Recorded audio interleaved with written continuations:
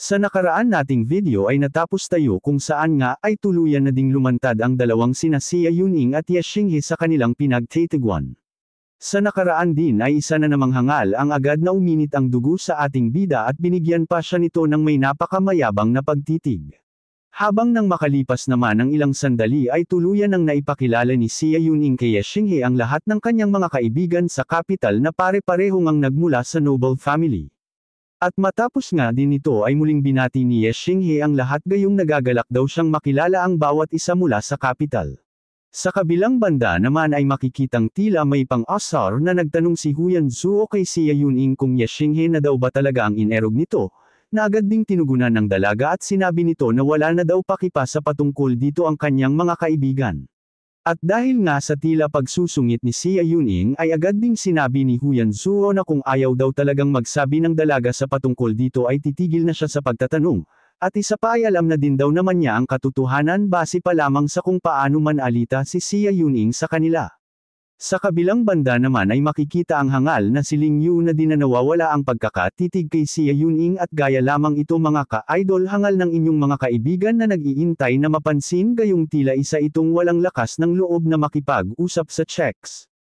Nang napatingin naman si Xia Yuning sa dakong ito ng paligid ay may pagtataka niyang tinanong sa lahat kung bakit tila wala daw atang planong pumasok ng bawat isa sa kuweba kahit na sila naman ang nakapagbukas ng harang. Ang tanong namang ito ni Xia Yuning ay tinugunan ni Zuo Yan at sinambit nito na nakita daw kasi ng hangal na si Ling Yu ang dalaga kaya naman di agad sila nakapasok gayong mas pinili daw ng hangal na intayin siya sa bakana kanina at sabay na pumasok ng magkakasama. At nang marinig naman ni Ye Xinghe sa kabilang gilid ang sinabi ng batang siyan ay agad itong napatingin sa hangal na nasa malapit sa kanya habang ang hangal namang ito ay napatingin din pabalik kay Ye Xinghe ng may pagkamayabang. At dahil na din sa tensyonadong pagtitigninan ng dalawa ay agad na nakaramdam ang bata ng labis na pagtataka sa kung ano ang nangyayari at tila nagkaroon daw ata ng di pagkakaintindihan sa kanyang harapan mula sa dalawa ugok na ito. Alinsabay naman ito, nang makita ni Xia Yuning ang namumuong tensyon ay agad siyang kumaraipas ng takbo papasok habang sinasabing kailangan na daw nilang magpatuloy gayong di daw nila papwedeng hayaan na lamang ang napakadaming cultivator sa loob na siyang magmay-ari ng lahat ng kayamanan na matatagpuan sa lugar. Nagpatuloy nga sa mabilis na pagpasok ang dalaga at di na nagintay pa ng tugon sa kanyang mga kasamahan dahilan upang mapilitan na lamang ang lahat na sumunod kaya naman makikita sila sa likuran nito na nagsimula na ding maglakad. Sa loob naman ng kuweba ay makikita ang napakadaming cultivator na ito na mapapansing binabalot ng pag-iingat dahil sa napakahabang tunnel na kanilang binabaybay. At dahil na din sa pagdadahan-dahan ng mga cultivator na nauna ay agad ding inabutan ni na Xia Yuning ang mga ito at makikita nga ang dalaga na napapatanong sa sarili ng may pagtataka sa kung bakit daw naman kaya napakahaba ng tunnel na kanilang binabaybay. Agad din itong napansin ang presensya ng ilang cultivator mula sa major family ng lungsod at napasabi na lamang ito na mukhang maging ang mga grand noble daw sa capital ay dinapayag na di makakuha ng kayamanan gayong nakiisa din ang mga ito sa pagpunta sa lugar. Ipinakita naman sa likuran ng ating bida kasama ang nakakatakot na White Fang at dahil na nga din sa presensya ng Demon Beast na ito ay makikita na lamang ang ilang mga cultivator na biglang napatabi sa daan dahil sa takot kay White Fang. At habang naglalakad nga ng tahimik ay biglang napatingin ang matabang cultivator sa ating bida na para bang may gustong sabihin kay Ye Xinghe subalit di niya alam kung paano magsisimula.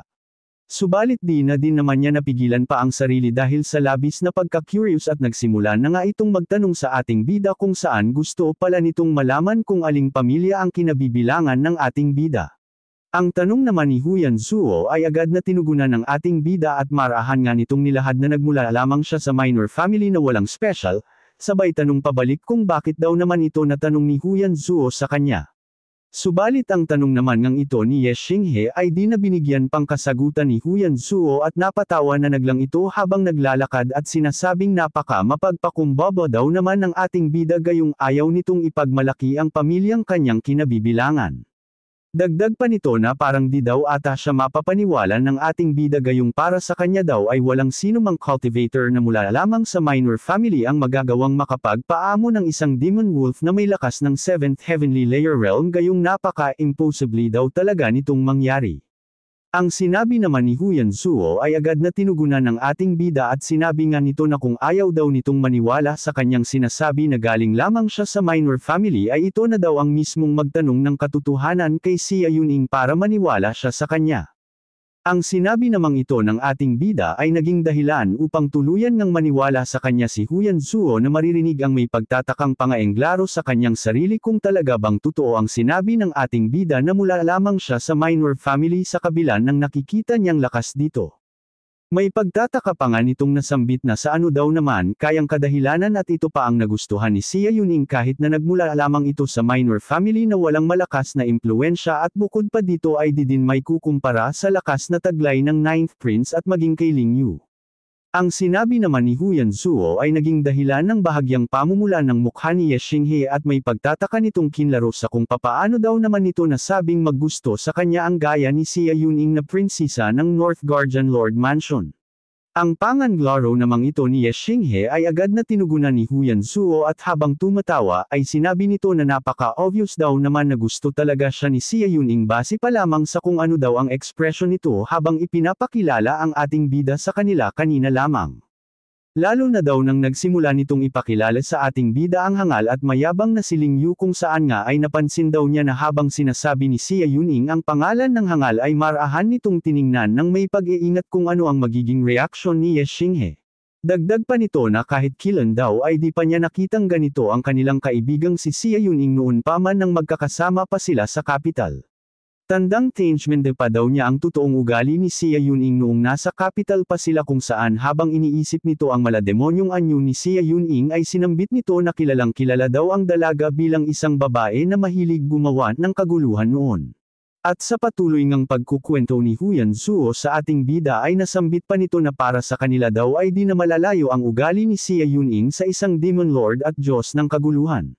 May pagpapaalala pa nitong nasambit na mag-ingat daw ang ating bida sa bawat gagawin nito gayong di daw ni Ye Xinghe gugustuhing makita ang demon side ni Sia Yuning lalo pa at may gusto ito sa kanya. Ang paalala namang ito ni Huyan Zuo ay ikinatakot ni Ye Xinghe at nauutol nitong natanong sa kung ano daw naman ang mangyayari sa kanya sa oras na aksidente niyang magalit ang dalaga. Sana daw naman ay wag siyang kainin nito ng buo, pero para sakin mga ka-idol hangal na tila masarap ata magpakain ng buo sa dalaga honey, joke. Ang tanong naman ni Ye Xinghe ay pabulong na tinugunan ni Huyan Zuo kung saan ayon dito na sa oras daw na malaman ng ilan sa kanilang magkakasama ang patungkol dito ay siguradong magkakaproblema ang ating bida gayong isa daw ang hangal na si Ling Yu sa mga karibal nito at bukod pa dito ay lagi din daw inaayos si Sia Yuning ng kanilang mga kaibigan. Dahil dito ay napatingin ang ating bida sa hangal na may pagkamayabang na nakatingin sa unahan at habang nakatingin si Ye Xinghe dito ay nasambit pa ni Huyan Zuo na ito daw ang dapat pagkaingatan ni Ye Xinghe gayong malaki daw ang gusto nito kay Sia Yuning. Ang mga pagpapaalala namang ito ni Huyan Zuo ay pinasalamatan nga ng ating bida gayong malaking tulong daw ito sa kanya habang magkakasama sila subalit mapapansin din ang tila pagkaseryoso ni Ye Xinghe habang nakatingin sa hangal na si Ling Yu. Matapos naman ito ay lumipat ang puko sa hangal na si Ling Yu na tahimik lamang na naglalakad ng mag-isa ang mapapansin na bigla itong hinabol ng mukhang butiking si Han Feng. At nang abutan nga ito ng mukhang butiking si Han Feng ay may mahinang boses niyang niyaya ang mayabang na si Ling Yu na turuan daw nila ng leksyon ang ating bida upang malaman daw nito kung saan ito lalagay at para na din daw makaramdam ito ng takot sa kanilang presensya gayong di daw niya gusto ang ating bida sa kanilang grupo. Ang panukala namang ito ng hangal ay ikinagalit nga ng mayabang na si Ling Yu at mariin pa nitong kinlaro kung ano daw ang sinasabi ng hangal sa kanya gayong di daw siya ganang uri ng cultivator na palihim namang sasabutahin ng iba. At kung gusto daw talaga niyang bigyan ng leksyon ang gaya ng ating bida na kapwa nila cultivator ay yun ay sa pamamagitan ng isang laban gayong mas gugustuhin daw niyang lumaban ng patas kaysa gumawa ng isang bagay na ginagawa lamang ng mga baklang gaya ni Han Feng. Dahil naman sa mga sinambit ng mayabang na si Ling Yu na may halong pangungutya sa hangal ay napatahimik na lamang ang mukhang butiking si Han Feng na makikitang nagtataka sa kung bakit bigla na lamang siyang pinag-initan ng hangal na ito. Sa isip-isip naman ng hangal na si Ling Yu na sa katotohanan daw ay talagang gusto niyang mapasakanya si Sia Yuning subalit sa paraan daw na di siya makakagawa ng maduming taktika na ikakamuhi ng dalaga sa kanya at para na din daw di masira ang kanyang reputasyon bilang great swordsman. At nadagdag pa ng hangal sa kanyang isipan habang nakatingin sa dalaga na si Xia Yuning daw ang uri ng tao na di makukuha sa santong puwersahan subalit para sa kanya daw ay madali din lamang na mapaibig ito sa kanya gamit lamang ang pagpapakitang gilas niya sa harap nito na di gumagawa ng maduming taktika na tiyak niyang gusto ng dalaga. Nasambit pa ng hangal na nakakapagtaka din daw sa kabilang banda ang biglaang pagtaas ng level nito patungo sa 7th Heavenly Layer Realm gayong kamakailan lamang daw ay nabalita niyang nasa 5th Heavenly Layer Realm lamang ang dalaga kaya napapaisip daw siya sa kung papaano ito naging posibleng mangyari. Matapos naman nito ay muling bumalik ang Pukos kina Ye Xinghe at Huyan Zuo kung saan habang patuloy nga silang naglalakad ay bigla na lamang may malakas na boses ang tumawag sa pangalan ng ating bida na agad ngang kumuha sa atensyon ng dalawa. Kung saan din ay makikita ang tila pagkabigla ng ating bida nang makita niya ito sa kanyang harapan na para bang magkakilala ang dalawa. At matapos nga ng ilang segundong pagkabigla ay agad na ding tinawag ng ating bida pabalik ang pangalan ni Lei Hong habang nakangiti siya ni Alice ng kanyang kagalakan sa muli nilang pagkikitang dalawa. Tuwang-tuwa namang tumugon ang Brother Lei ng ating bida sa pagsasabing buti na lang at di siya nagkamali gayong talagang si Ye Xinghe nga ang nasa harapan niya ngayon na labis niyang ikinagagalak gayong muli silang nagkitang mag-brother. Guys wait lang muna baka pwedeng makahingi ng subscribe at like sa video gayong nakaabot na ka dito ka idol hangal at baka naman pwede din yung super thanks bilang pagsuporta, maraming salamat.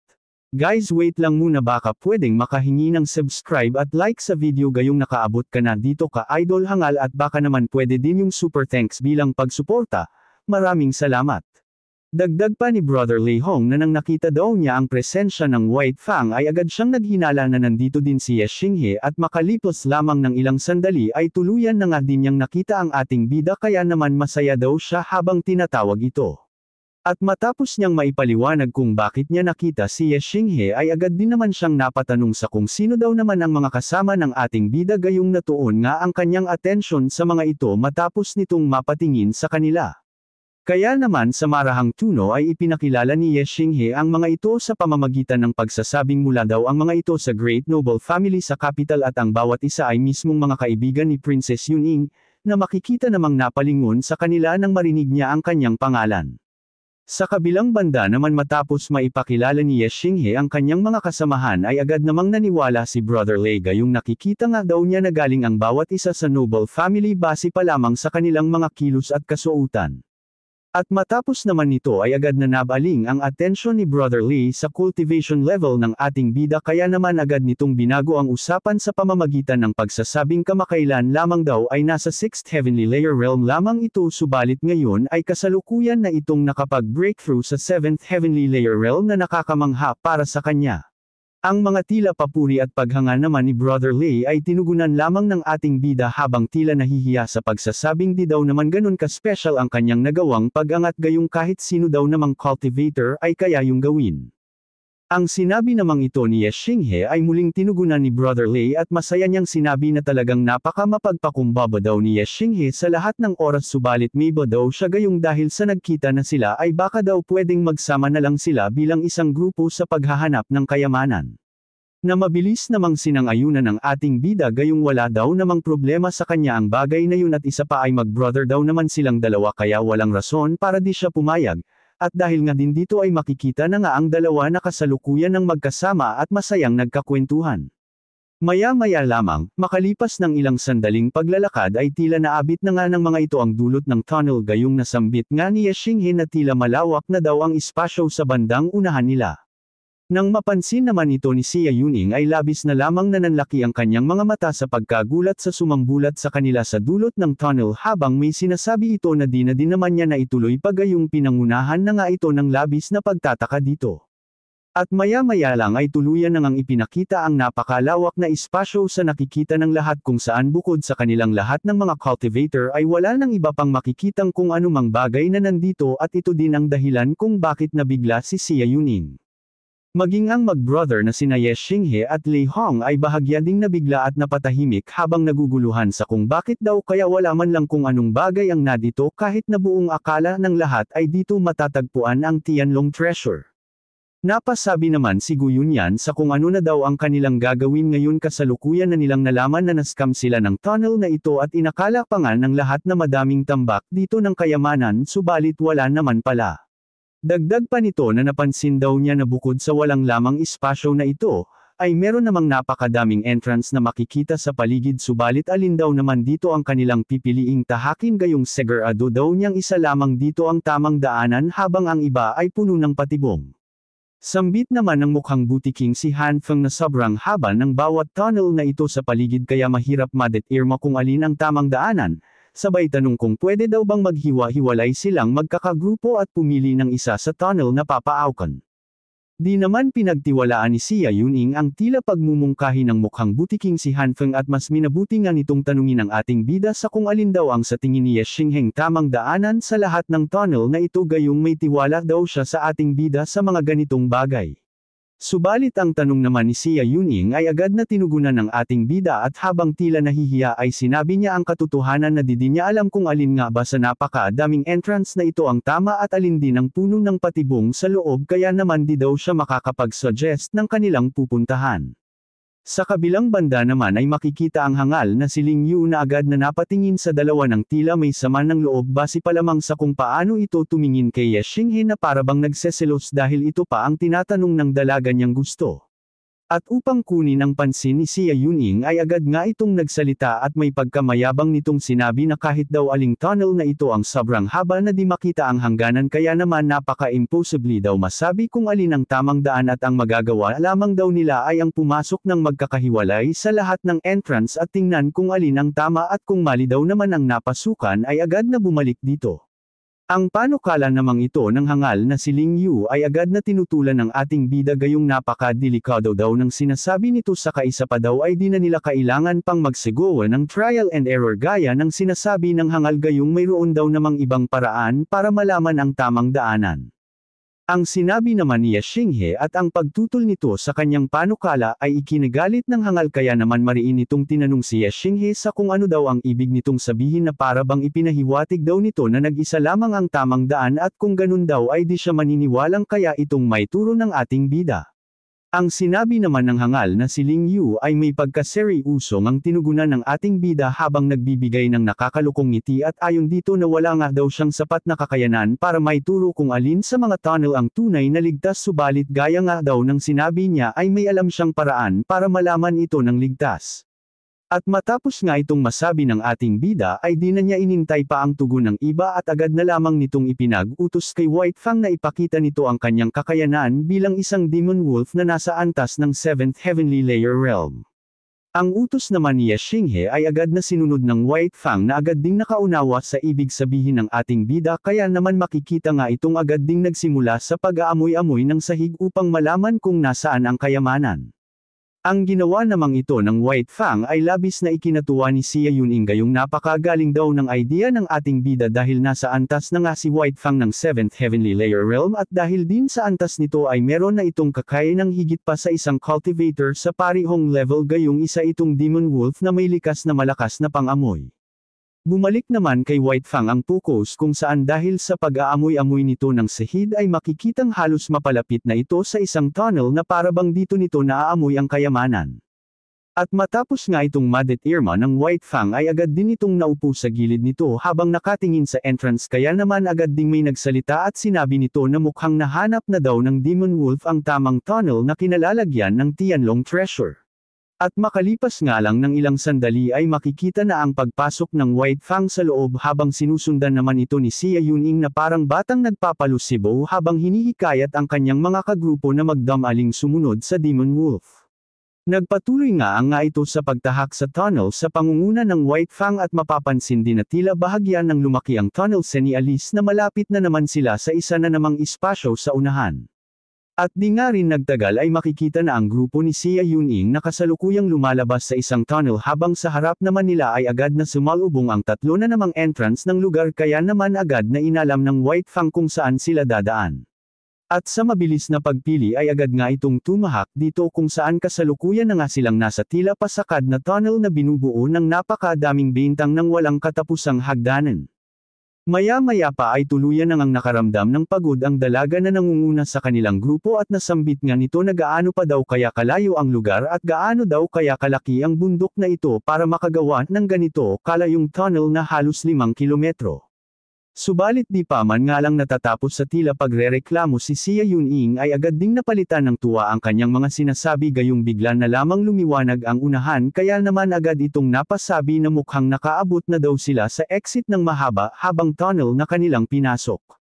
Maya-maya pa ay tuluyan ang ipinakita ang matagumpay na paglabas ng grupo ni Sia Yuning sa mahabang tunnel kung saan ay agad na sumambulat sa lahat ang naglalakihan at nakakapangilabot na mga rebulto ng ilang legendary ancient demon beast na nakalagay sa paligid ng lugar. Maging si Ye Xinghe ay di din nakaligtas sa labis na pagkagulat sa kanyang nakikita dahilan upang manlaki ang kanyang mga mata habang kinaklaro sa kanyang sarili kung ano daw kaya ang ibig sabihin ng mga rebulto sa kanilang harapan gayong may nakakatakot itong presensya na nagpapanginig sa kanyang kaluluwa. Abangan sa susunod nating video ang mga kaganapan kung saan dahil sa ilang sandaling pagmamasid ay agad na may mapapansin ang Demon Wolf ng ating bida na kung anong bagay na siyang kumuha sa kanyang atensyon. Sa pagpapatuloy din ay tuluyan na nilang makikita ang mga legendary treasure na iniwan ng makapangyarihang si Emperor Tianlong at base pa lamang ng sa itsura nito ay masasabi nating talagang napaka-makapangyarihan ng bawat isang item. Sa pagpapatuloy din ay tuluyan ng sisiklab ang matinding labanan sa pagitan ng bawat grupo dahil sa pagnanais na magmay-ari ng lahat ng kayamanan sa loob. Kaya kung gusto mong malaman kaibigan kung hangal ang mga kasunod na kaganapan ay i-subscribe muna ang ating channel at wag muna ding kalimutang mag-like, paki-comment na din kung aling parte ng video ang nagustuhan mo upang lalo kong mapaganda ang next episode. Paki-panood na din ng iba pa nating video mga ka-idol hangal kong kaibigan, hanggang sa muli. Paalam.